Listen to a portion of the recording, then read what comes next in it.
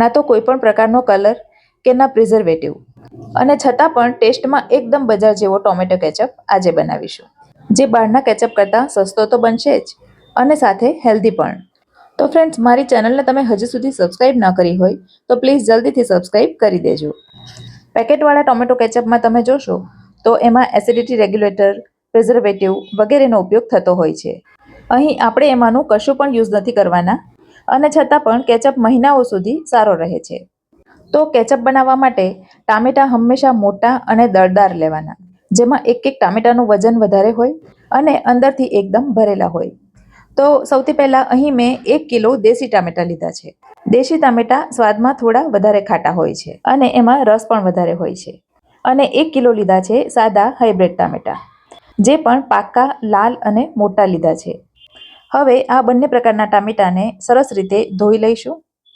હવે અહીં મેં એક જાડા તળિયાવાળું મોટું પેન લઈ લીધું છે, જેમાં આપણે ટામેટાને મોટા ટુકડામાં કટ કરીને મૂકીશું. તો ડીટાનો ભાગ કાઢી અને બધા ટામેટાને 4 ભાગમાં કટ કરી લીધા છે. અને તમે જોઈ શકો છો એમ બધા ટામેટા અંદરથી ભરેલા છે. હવે અહીં મેં થોડા તેજાના લીધા છે, જેમાં 10-15 લવિંગ, 10-15 મરી અને 1 તજનો ટુકડો લીધો છે, જેને આ રીતે અધકચરું વાટી લીધું છે. હવે અહીં એક પાતળું કોટનનું કપડું લઈ લીધું છે અને બધો તેજાનો કપડાની અંદર લઈ લઈશું. અને એમાં 5 ચમચી જેટલા એલચીના દાણા ઉમેરીશું. તમારે આખી એલચી ઉમેરવી હોય તો એ પણ 2-3 ઉમેરી શકો. હવે આ પોટલીનો સરસ ટાઈટ ગાંઠ વાળી દઈશું. આ રીતે પોટલી વાળીને કેચઅપમાં ઉમેરવાથી એની બધી ફ્લેવર કેચઅપમાં આવી જશે, પણ કોઈ પણ વસ્તુ મોંમાં નહીં આવે. હવે ટામેટાવાળું વાસણ ગેસ ઉપર મૂકી દીધું છે અને ગેસ ઓન કરી દીધો છે. અને એમાં એકદમ નાની વાડકી ભરીને લગભગ 1/2 કપ જેટલું પાણી ઉમેરીશું. બસ આટલું જ પાણી ઉમેરવાનું, એના કરતાં વધારે નહીં ઉમેરવાનું. હવે 10-12 કળી લસણની ઉમેરીશું અને 2 ઇંચ આદુને નાના ટુકડામાં કટ કરી એ ઉમેરીશું. હવે તેજાનાની જે પોટલી આપણે તૈયાર કરી છે એ એમાં મૂકી દેવાની અને 1 ટેબલસ્પૂન ભરીને મીઠું ઉમેરી દઈશું. આ સમયે મીઠું ઉમેરવાથી ટામેટાં સરસ અને જલ્દી ગળી જશે. ત્યાર પછી અહીં મેં અડધું બીટરૂટ લીધું છે અને એને નાના ગ્રેટરથી ગ્રેટ કરીને ઉમેરીશું. આ રીતે થોડું બીટરૂટ કેચઅપ બનાવતી વખતે ઉમેરવાથી કેચઅપનો રંગ એકદમ સરસ લાલ બને છે. પણ 2 કિલો ટામેટાની સામે અડધું બીટ જ ઉમેરવાનું, એના કરતાં વધારે નહીં લેવાનું. ત્યાર પછી એક ડુંગળીને 4 ભાગમાં કટ કરી એ ઉમેરી છે.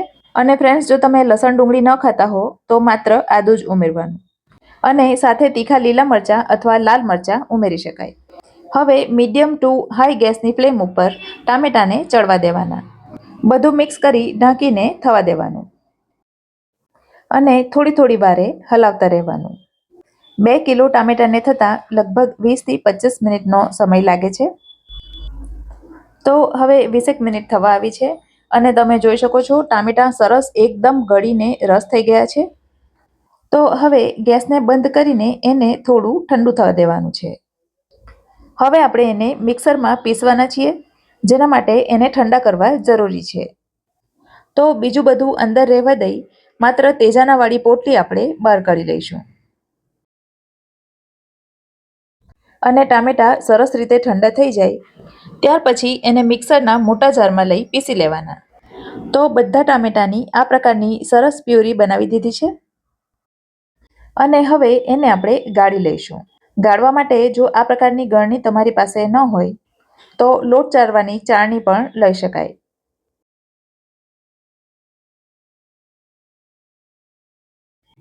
તો આ રીતે બધી પ્યુરીને ગાળી લીધી છે અને છેલ્લે આ પ્રકારનો કચરો અને ટામેટાના બી વગેરે નીકળે છે એને કાઢી નાખવાનું.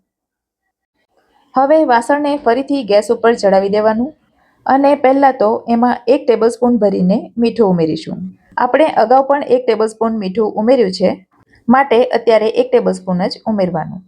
હવે અહીં મેં લીધો છે 1/4 કપ ભરીને વ્હાઈટ વિનેગર, અને એ ઉમેરવાથી કેચઅપની શેલ્ફ લાઈફ વધશે અને એ જલ્દી નહીં બગડે, માટે આ વિનેગર ચોક્કસ ઉમેરવાનું. હવે લીધી છે 1/2 કપ ભરીને અને વજનમાં 300 ગ્રામ ખાંડ. અને ખાંડ ઉમેરવાથી કેચઅપનો સ્વાદ તો આવશે જ, પણ એના કારણે પણ કેચઅપ જલ્દી બગડતો નથી. અને હા ફ્રેન્ડ્સ, આ વ્હાઈટ વિનેગર એ જ છે જેનો આપણે ચાઇનીઝ વગેરેમાં ઉપયોગ કરીએ છીએ. બસ આટલું થઈ જાય એટલે હવે એને મીડિયમ ટુ હાઈ ફ્લેમ પર ઉકળવા દેવાનું, પણ એને સતત હલાવતું રહેવાનું જેથી નીચે ચોંટી ન જાય. ફ્રેન્ડ્સ, ટોમેટો કેચઅપ બાળકો લગભગ રોજ ખાતા હોય છે અને બાળકોનો સૌથી પ્રિય હોય છે. પીઝા હોય, પાસ્તા હોય કે પછી સમોસા હોય, કેચઅપ વગર ખાઈ શકાતું નથી. માટે બાળકોને બહારનો કેમિકલવાળો કેચઅપ આપવા કરતાં ઘરે જ બનાવીને આપવો જોઈએ. જોતજોતામાં કેચઅપ થોડો ઘટ્ટ થયો છે, પણ એ પરફેક્ટ બજાર જેવી કન્સિસ્ટન્સીનો થયો છે કે નહીં એ જાણવા માટે આપણે એક ટેસ્ટ કરીશું. જેના માટે એક પ્લેટમાં થોડા કેચઅપના ટીપા લઈ લેવાના અને લગભગ અડધી મિનિટ સુધી એને એમ જ રહેવા દેવાનું. અને અડધી મિનિટ પછી પ્લેટને આપણે આ રીતે ઊભી કરીએ તો તમે જોઈ શકો છો એનો રેલો ઝડપથી નીચે સુધી જાય છે અને એમાંથી પાણી પણ છૂટું પડે છે. માટે એને હજી થોડીવાર માટે ઉકાળવાની જરૂર છે. તો થોડીવાર પછી લગભગ 10 મિનિટ પછી ફરીથી આપણે આ ટેસ્ટ કરીશું. અને હવે તમે જોઈ શકો છો કેચઅપ ધીમે ધીમે નીચે જાય છે. માટે હવે એ તૈયાર થઈ ગયો છે અને ઠંડો થશે એટલે હજી થોડો ઘટ્ટ થશે.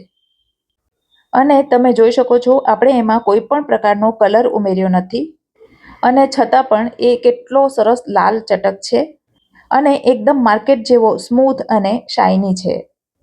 હવે બીજા દિવસે કેચઅપ એકદમ ઠંડો થઈ ગયો છે. તો હવે તમને બતાવું છું કે કેચઅપ કેટલો બન્યો છે. ફ્રેન્ડ્સ, કેચઅપને ભરવા માટેની બોટલ હંમેશા પાણીમાં ઉકાળીને લેવાની. તો ખાલી બોટલનું વજન તમે જોઈ શકો છો 526 ગ્રામ છે અને બોટલને ભર્યા પછી પણ એનું વજન હું તમને બતાવીશ. તો 1 કિલોની આખી બોટલ ફૂલ થઈ ગઈ છે. અને હવે ફરી પાછું એનું આપણે વજન કરીએ તો તમે જોઈ શકો છો 1569 ગ્રામ થયું છે. માટે 1 કિલો કરતાં થોડો વધારે ટોમેટો કેચઅપ તૈયાર થયો છે અને એક નાની વાડકી જેટલો કેચઅપ હજી બચ્યો પણ છે. તો ટોમેટો કેચઅપની મારી આ રેસીપી તમને ગમી હોય તો વિડીયોને લાઇક કરજો અને તમારા સર્કલમાં શેર કરજો. તો ફરી મળીશું આવી જ એક નવી રેસીપી સાથે. ત્યાં સુધી મને રજા આપો. આવજો.